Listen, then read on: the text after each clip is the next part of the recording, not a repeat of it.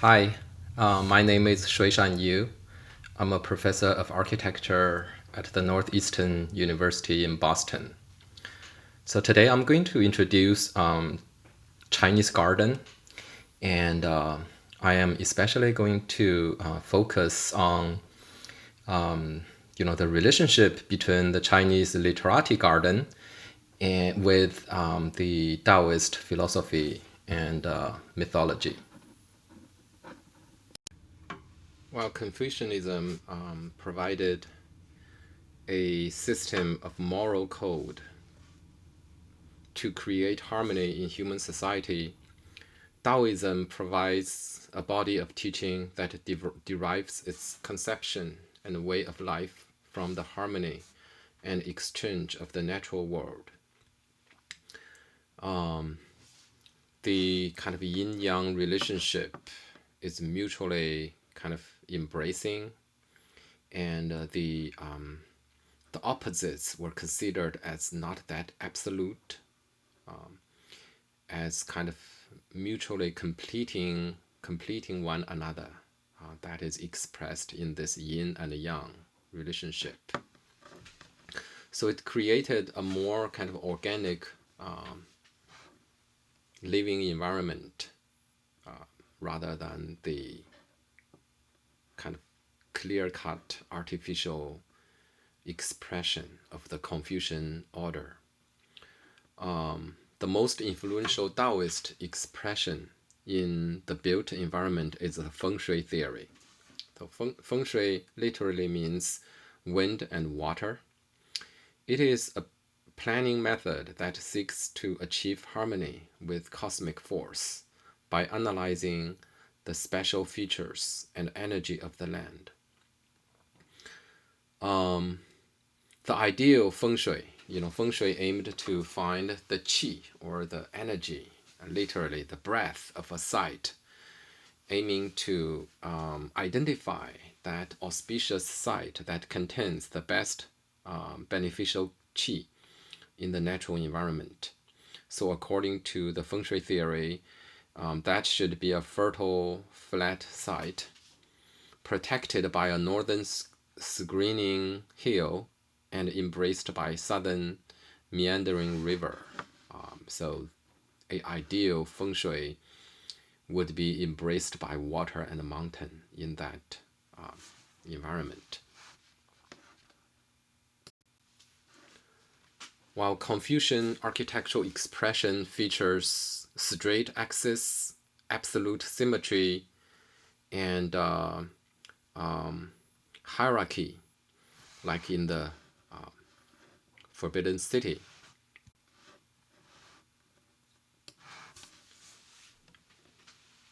while the Taoist expression in the Imperial Garden features lush nature, a lot of trees, while in the Forbidden City you barely see a tree.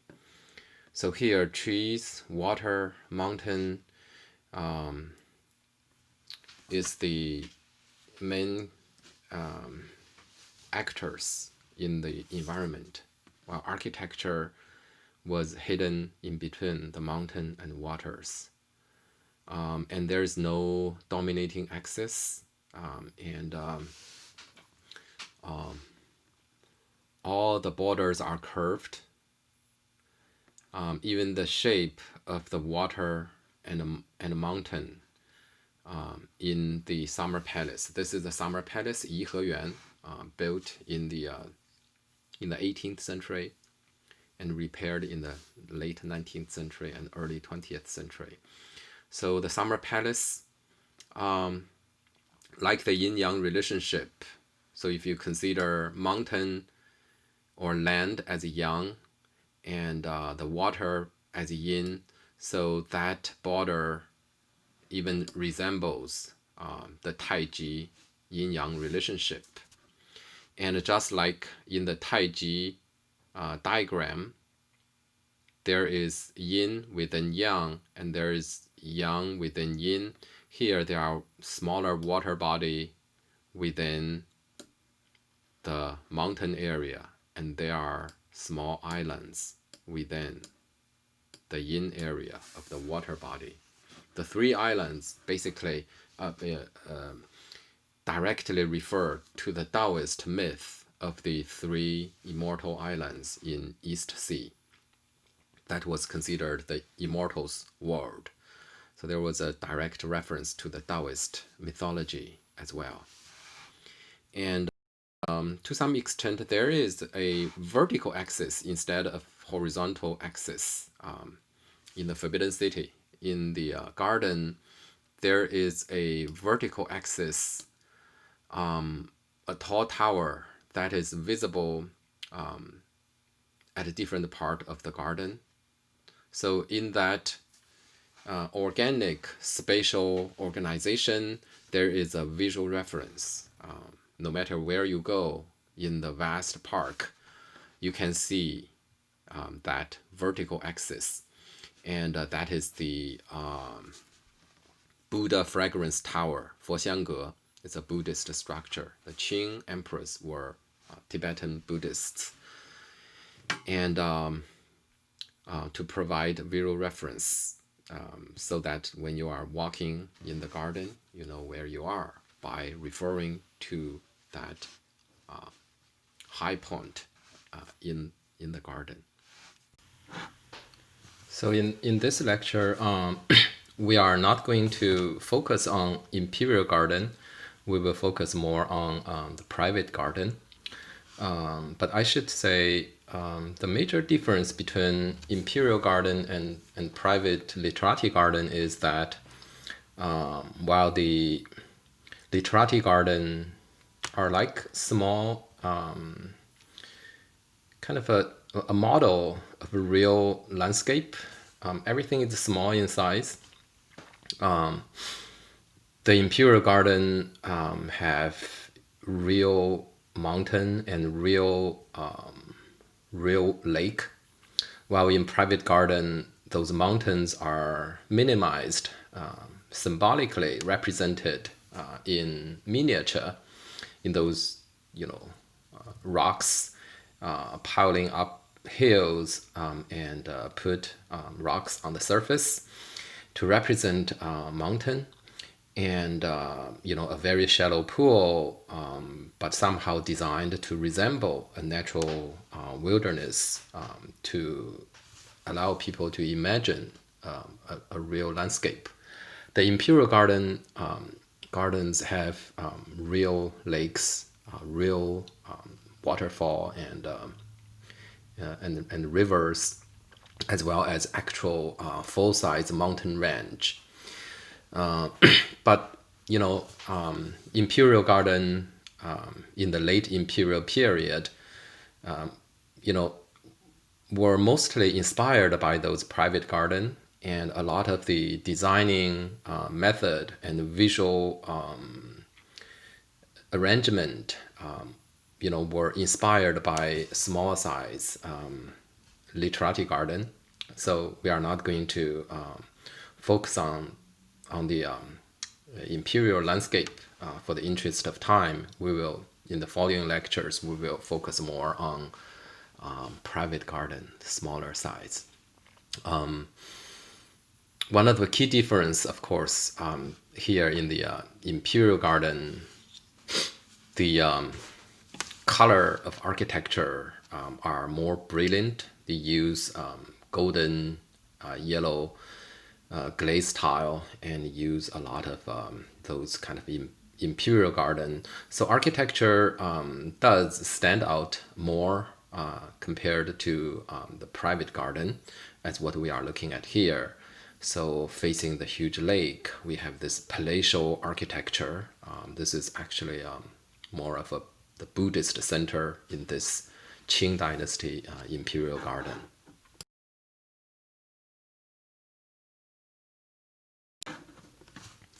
This is the famous 1,000 pace corridor in the Summer Palace, Yiheyuan.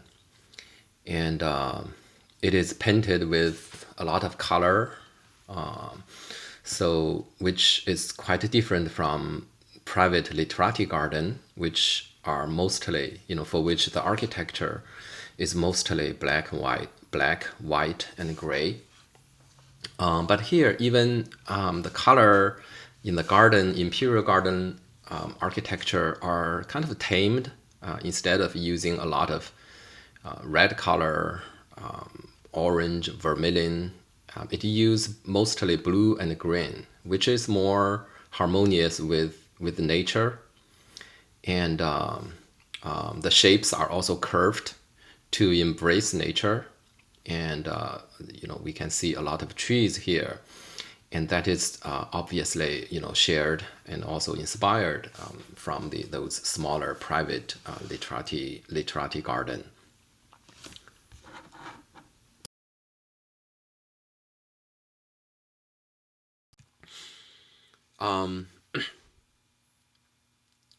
The most celebrated garden in traditional Chinese architecture actually is not the imperial garden, but the private garden, also known as the Literati Garden or the Scholars Garden. So we are going to look at some pictures from a series of Literati gardens, and these gardens. The best examples are from the city of Suzhou, from an area known as Jiangnan, the area south of the Yangtze River. So I'm going to use a few slides to highlight a few features of Chinese garden. So they were, built by retired high officials who were skilled in calligraphy, poetry, and the arts as part of their education for entering the imperial bureaucracy. But after they retire from the capital, they built a garden that is creating a contrasting environment from their official environment, serving the court. And these gardens are usually attached to their residence and provide a place for contemplation as well as literati artistic activity, and a quasi-hermetic retreat from the worldly affair and court intrigues. So the same person who did painting like this would be engaged in the design and the building, and sometimes also residing of a garden like that. So this is the Zhuo Zhengyuan, or the Garden of Unsuccessful Official. And this is a painting by the famous Ming Dynasty literati Wen Zhengming, painting the same garden. He was a good friend of the owner of this garden. So I'm going to use private garden as major examples to discuss the form, design, and philosophy of Chinese garden. The most famous garden city for private garden, literati garden, is the city of Suzhou, which is in the southern Jiangsu province, not very far from Shanghai. So the Suzhou area is close to the Lake Tai, a very big lake, as well as the Yangtze River. So there are many waterways, canal, and rivers that that can be found in this area. And Suzhou as a city, was very prosperous in the Ming and Qing dynasty, benefited from the Grand Canal. That was a major commercial transportation line between north and south. So there are a lot of wealthy merchant families living in the city of Suzhou, and also those scholars, officials who retire from the capital city of Beijing. They come to the city of Suzhou and build a garden and live there for the rest of their life. So Suzhou, as a result, features a lot of garden designed according to the literati taste. And the Suzhou gardens are usually attached to a residential architecture, as you can see from the image on the left. So usually a residential compound has a garden in their backyard. So to some extent, almost every household, well-to-do household, has a garden, and those more, richer and more elite family would have bigger garden, and smaller household have smaller garden. So the garden on the left is a very small garden, but it has all the common features of traditional Chinese literati garden. It has a water body in the middle, and its borders are curved and organic to have a better combination with the surrounding area.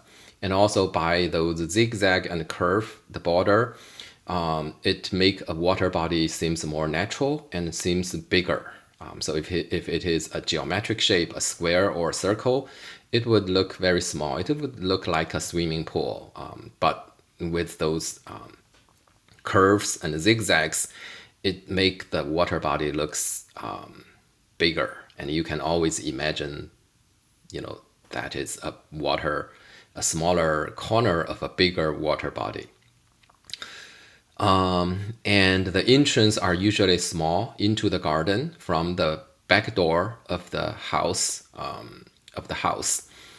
And the space was meant to create a feeling of large wild space in the kind of tiny little yard in the backyard. So and it features the key element of Chinese garden, that is, for the nature, you must have water, you must have mountain. And in this case, mountain is imagined mountain. They were miniature, they were, stones piled up, or a little mound, but somehow, designed and created to make you feel it is a bigger landscape. And so the the judgment about whether a design of a private garden is successful or not is whether it gives people that feeling of real nature, even though the physical size is small. And then there are architectural elements within the garden. There are pavilions, there are a hall for gathering to enjoy the garden scene,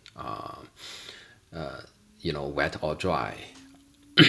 And the architecture are dispersed within the nature of water on mountain and the trees. And also the connection among those elements are never straight in the garden.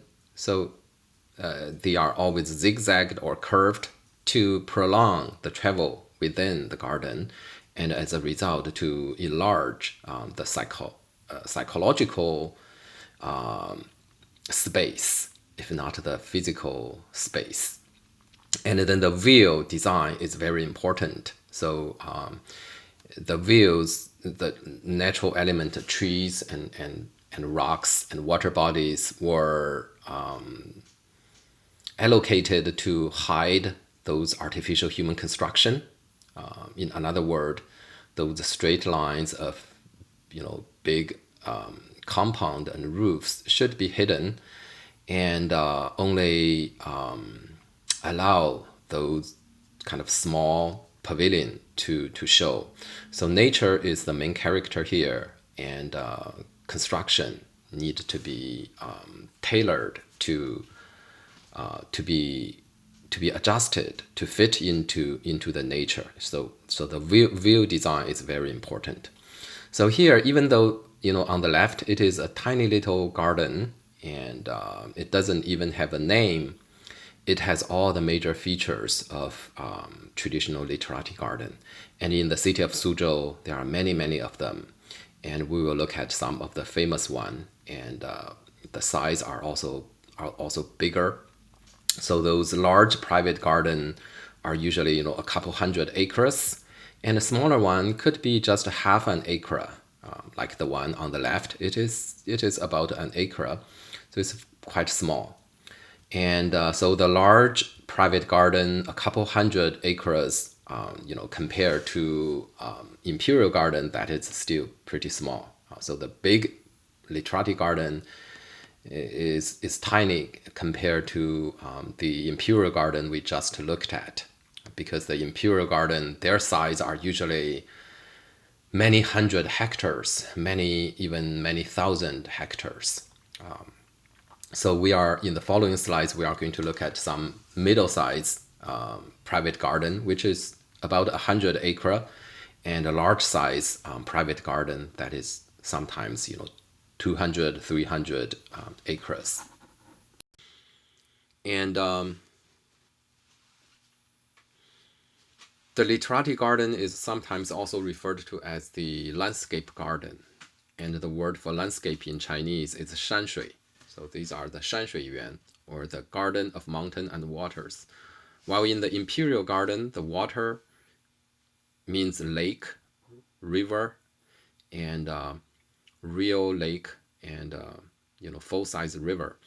While in the scholar's garden, everything is miniature. So it's a compression of natural landscape into a constrained space. The piling up of some rocks to mimic mountain. And you can see it's not higher than the house just next to it, but it is referred to as mountain. While the water is no more than a shallow pool of reflecting water surfaces. So it was a miniature. It was a model of real nature. It was not a real nature. So in this sense, it is kind of like a three-dimensional landscape painting. You need to use your intellectual imagination and to appreciate it to imagine. This is a key difference between Literati Garden and actual imperial garden. For this Literati Garden, architecture is integrated with nature. There are water bodies and there are islands in the water, and there are rocks piled up to mimic a mountain or a peak. But there is always a main hall and an open platform located in the center by the water for gathering of literati activities. So it's this building in Zhuozhengyuan, and here a picture showing a platform. So this would be the place for refined gathering yaji, where people will play qin, a seventh string zither, and doing calligraphy or appreciating antiques and paintings, etc.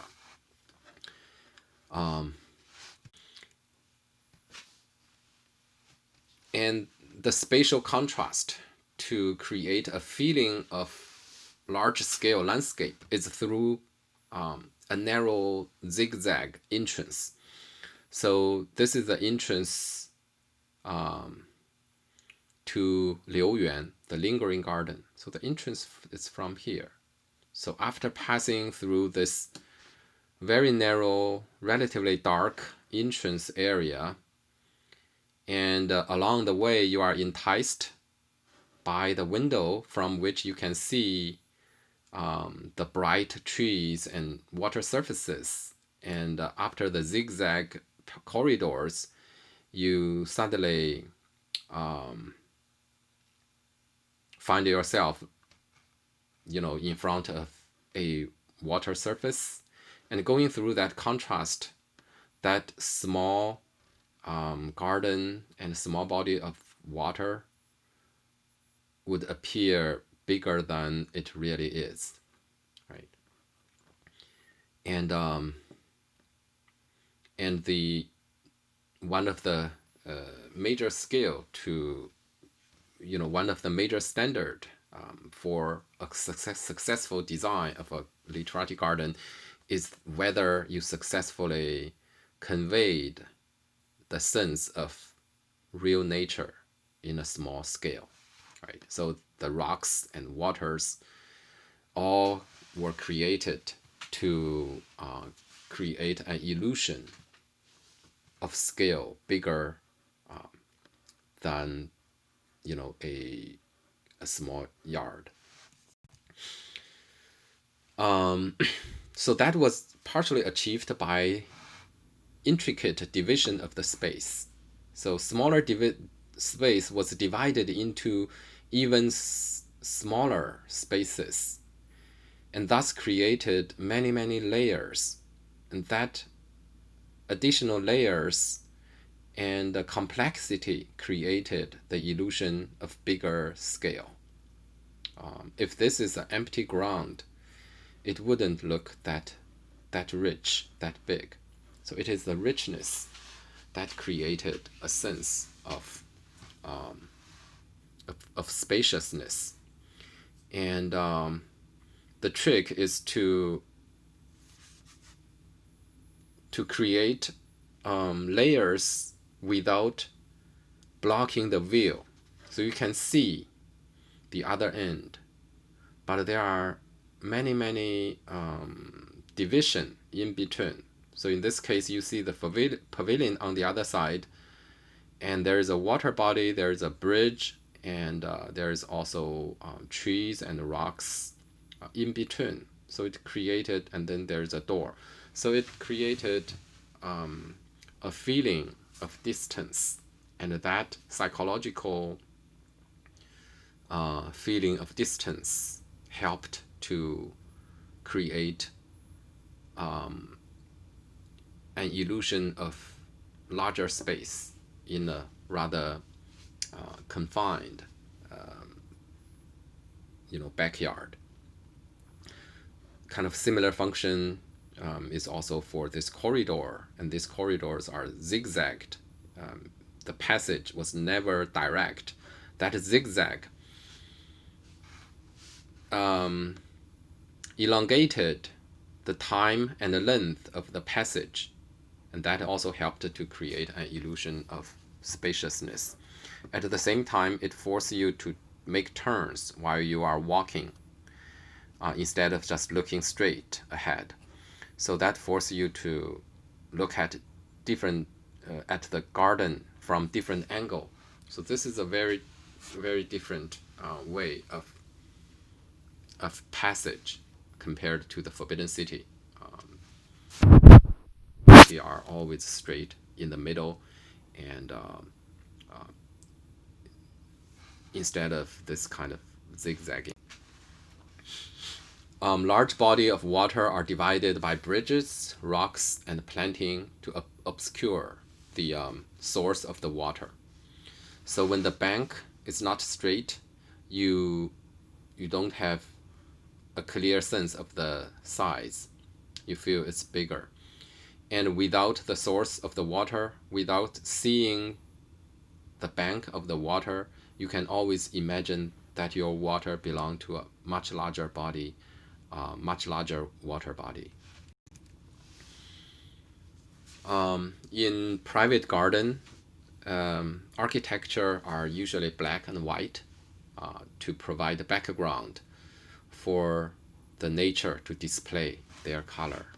And something like this could be in a literati painting with bamboos and rocks. A very important building type in garden is pavilion, and in the Jiangnan Pavilion, or the southern Yangtze River Pavilion gardens, there are many gardens of different shapes, different roof styles, and different plans.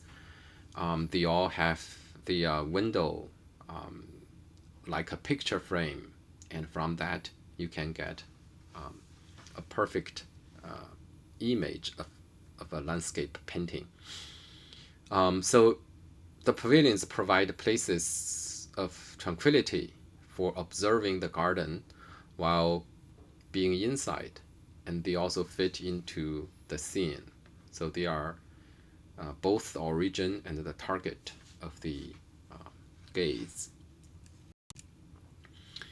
And the garden were also, I mentioned the architecture was basically colorless for the display of natural color.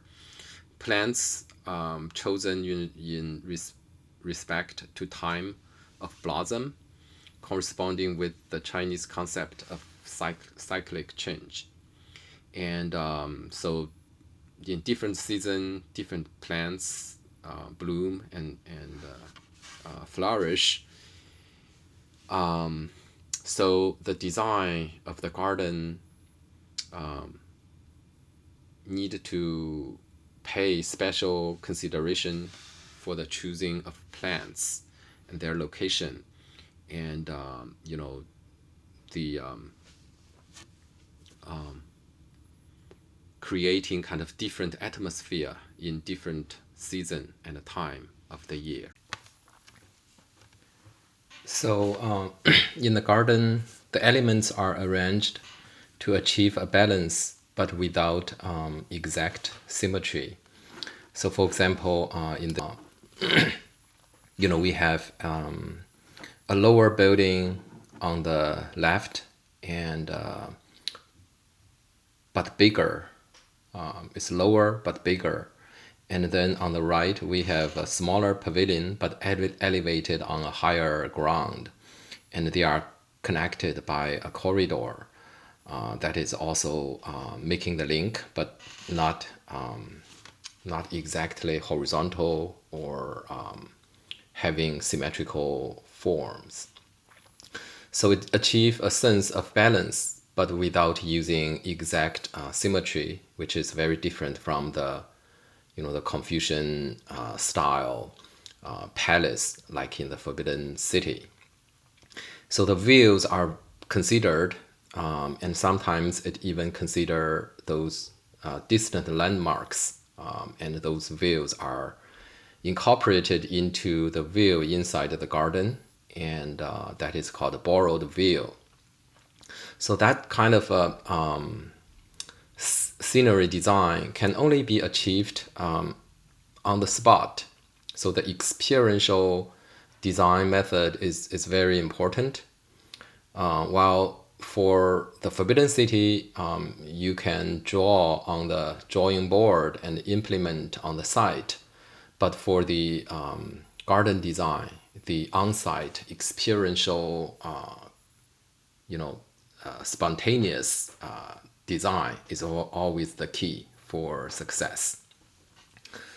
The 16th century garden designer, also a literati, Jicheng, in his garden classics called Yuanye, The Crafts of Gardens, said, "There is no definitive way of making scenery. You know it is right when it stirs your emotions." Kind of similarly emphasize the significance of on-site experiential design for the private garden. Now let's just focus on one garden, and that is the Zhuo Zhengyuan, the garden of unsuccessful politician, or the garden of unsuccessful official. So the name of the garden itself suggests the literati ideal for hermetic dwelling, because unsuccessful politician means someone who are tired of politics, who wanted to retire to have a life of a simple farmer or woodcutter. So it has that kind of association in the Literati culture. And as it is in the city of Suzhou, and as other garden, the Jiangnan style garden, it is attached to a residence. So here, this is a large Literati garden attached to a large residential compound. And you can see, so here is the Zhuozhengyuan garden, and this is the residence.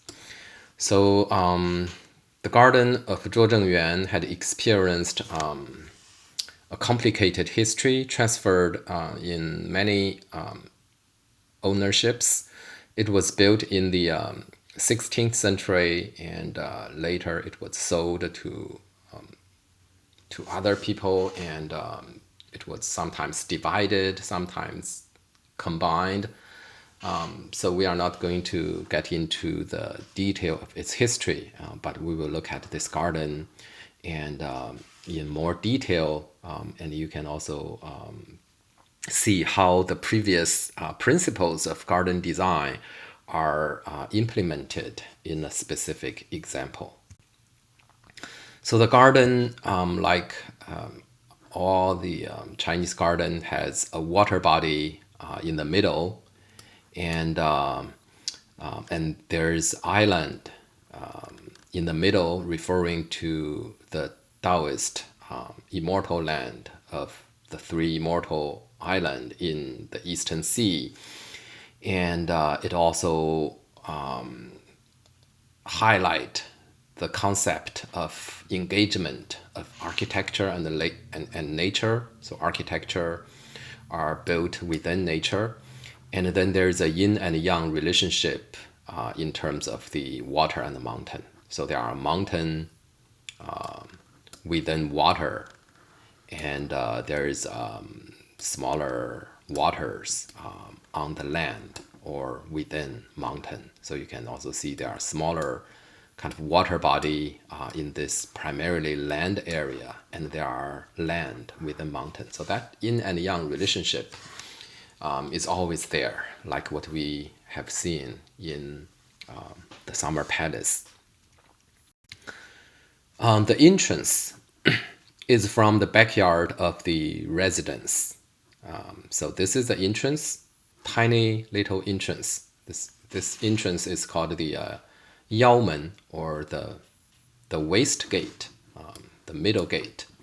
It's small, it's dark, and especially from the street, you need to go through a very narrow alley, which is pretty dark. So the space was confined, is shrank down. So after passing through a small, narrow, dark alley, suddenly you are exposed to that garden. You would feel the garden is really big. So that psychological contrast created a feeling of spaciousness that is larger than it really is. So this is the door. So from the door, you are enticed by the bright and the lush nature that is just beyond the threshold. So after that, suddenly you see this water body, and you feel it's a big water body. And so we are looking from just after entering the garden and looking at the main gathering space. So this is called the Ruoshu Tang. This is the main gathering space, the largest building in the garden. And there's a platform in front of it, so it can accommodate a lot of activity. Inside, people can appreciate calligraphy, play guqin, the seventh strings zither, or appreciate antiques. And then on the platform, they can also appreciate performance. Sometimes the opera performance can be performed under the eave. And so this is the main central gathering space, and every garden has that aspect. and it is always located in a place that is overlooking the most beautiful, spacious view. That is, you are looking at the island surrounded by water. So this is the current Ruoshu Tang, the main gathering hall after the late 19th century reconstruction. When it was first built in the 16th century, it was probably smaller in scale and more rusty, more bucolic. So in Wen Zhengming's painting, the same building is painted with a thatched roof. So here is a view looking at the through the water body from the west, looking at the east, and so the sceneries were divided by bridges, and also the architectural element are hidden behind the nature. So it's never present a full facade. It's always kind of intertwined with nature.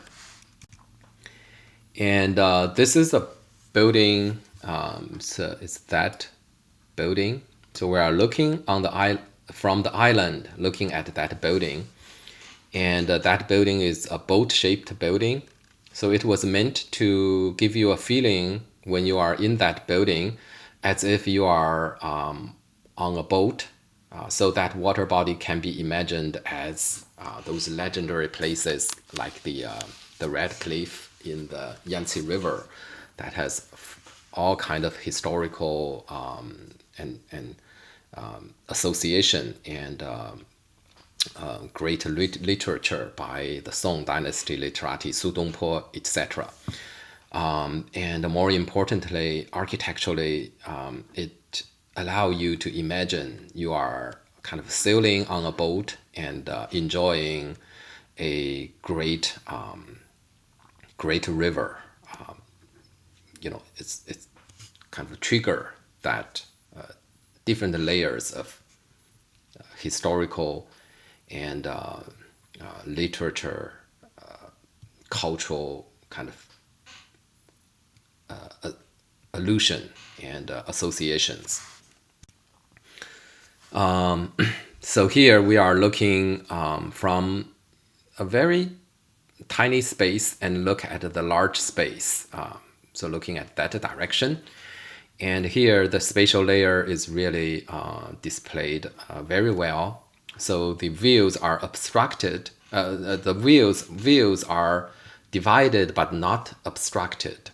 So we have this corridor and a bridge, which is called the Little Flying Rainbow Bridge. So you can see the island in the distance and the water body dividing it, and that kind of a open bridge created that psychological distance, but without obstructing the view, that give you a feeling of distance, and thus enlarging the spatial experience. And then architecture are arranged in a balance, but without exact symmetry.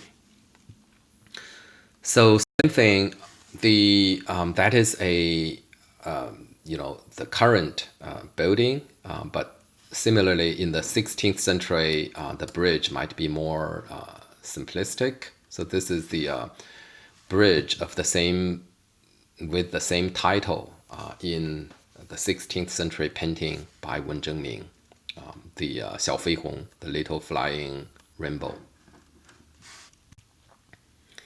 And so here we are, the island and the main gathering hall are connected by a bridge, and this bridge is zigzagged, so to again create a bigger distance and then force you to make turns while crossing that river, so you have a chance to look at different angle to have a full appreciation of the garden, right? And that distance between the two banks are not that far at all, but by using a zigzag bridge, it somehow created a rich spatial experience. So here we are looking at the Tower of Mountain Viewing, that tower from the southern bank of the central lake. And it's again half hidden behind the trees. And the architecture created a picture frame to capture a view that it almost looked like a painting. And the tower had 2 stories. So on the top layers, the walls are replaced by windows. And from those windows, you can have a more panoramic view of the garden. So the 16th century painting by Wen Zhengming of a similar tower in the same garden really shows what this kind of architecture was meant to be experienced. So there's no immediate mountain like that in Zhuozhengyuan. However, Wen Zhengming painted that mountain. So that mountain is a more imagined mountain. It suggests that standing inside a building like this, and in the painting it is painted there, you are meant to imagine a monumental landscape like that. So these paintings are not realistic. They are, very idealized. It suggests how these buildings, how these gardens were meant to be experienced. So you need to use a lot of imagination, and the physical form and the design of the garden was meant to trigger that imagination. And then there are numerous small corners, small courtyards within the garden. For example, on the east side, there is a bunch of courtyards, and there are connections between those courtyards. And here we are looking at the a pavilion that is, from the courtyard. And then there are, again, there are many divisions without obstructing the views. And the garden had a moon-shaped gate called a moon gate, circular gate called moon gate. It makes the buildings not as heavy. At the same time, when you are inside that building, you can get a circular frame for a beautiful landscape painting. This image shows the borrowed view. And we are looking across the water from the east, looking at the northwest side. So there, a pagoda. So that pagoda is not within the garden.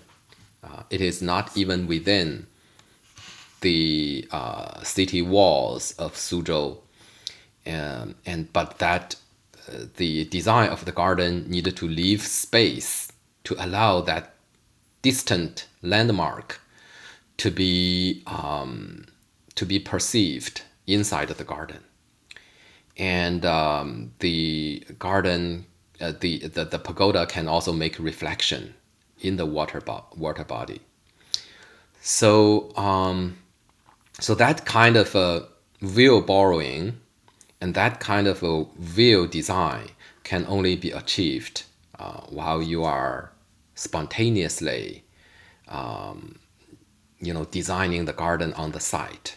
So it's very hard to achieve when you are just drawing on a board. So that is successful example of view borrowing. And this is pavilion, and you can see the pavilion, the roofs are curved to blend better into the environment. So it is elevated on a hill just next to the central gathering ground. And the walls are opened with large window, and those windows again served as the picture frame to get a good picture. So whenever you see a pavilion in a Chinese style garden, go for it, go there, and you will also always find a beautiful picture from that spot. So pavilions were meant to highlight those spots from which you can get the most beautiful scene in a garden. And at the same time, those pavilions are also part of a beautiful picture to be looked at from a different location. And this is a small courtyard. Inside the small courtyard on the east side of the garden, and I wasn't even able to draw the arrow to show the direction of the gaze in that map. But here it is the courtyard, and the color of architecture is basically black and white. That is a characteristic of private literati garden, so that the color of nature can shine, which is a key difference between literati garden and imperial garden that I showed in the beginning of this lecture. So in the same courtyard, facing the corridor and the hall is a white wall, and that white wall is like the paper for Chinese ink painting, and those bamboos and rocks are like those ink brush strokes that delineate a perfect Chinese ink painting in 3D. So the west side, that was once upon a time divided and sold to a different owner than the middle section, has the same features. So we are going to look at some famous building there. This is the main hall for that part. It's called the Mandarin Duck Hall, and because it was divided in the middle into two halves, just like a pair of Mandarin duck. And the walls are again replaced by windows. And in the 19th century, these windows were installed with glass, which was very expensive then. And it used to be the rice paper that can allow the light in, and then sometimes they also use the shells, seashell, those finely thinned seashell. But in the 19th century, they were replaced with these large kind of glass, create a bright interior, which is a characteristic of garden architecture. And this is a corridor. So what I want to point out in this corridor is, look at that's corridor. That corridor is attached to a wall, but the corridor is not attached to it. It's very close to it, and the distance between the wall and the roof of the corridor are varied to create that interesting shadow on the wall. At the same time, when you are walking under that corridor, you have a very different spatial experience. So that space is changing.